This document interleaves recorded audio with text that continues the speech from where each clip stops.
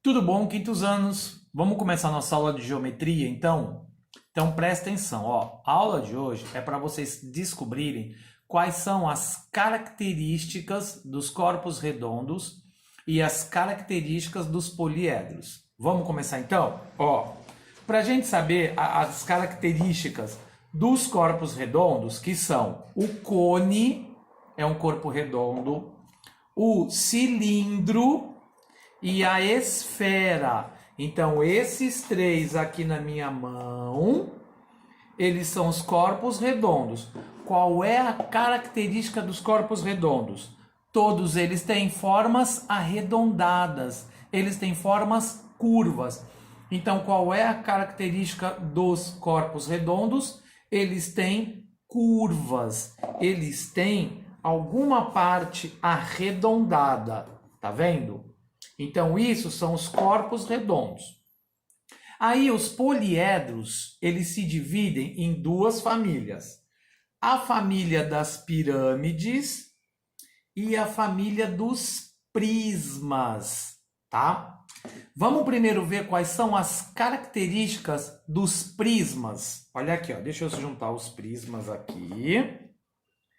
Os prismas são figuras espaciais onde eles têm duas bases que são poligonais e as suas laterais são retângulos. De novo, os prismas, eles têm duas bases que são poligonais e são iguais e as suas laterais são retângulos. Paralelepípedo, prisma de base triangular,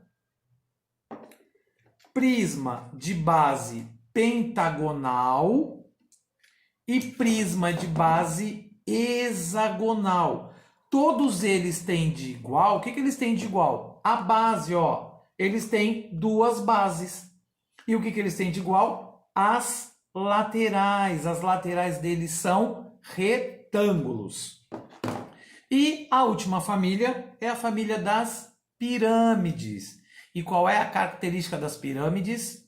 As pirâmides têm uma base poligonal e todos os seus lados são triângulos.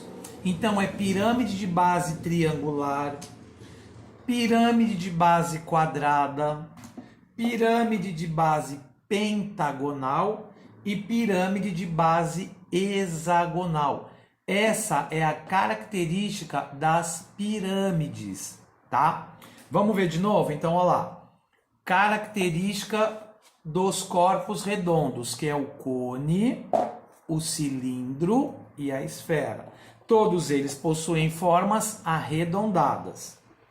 Característica dos prismas. Eles têm duas bases que são poligonais e são iguais.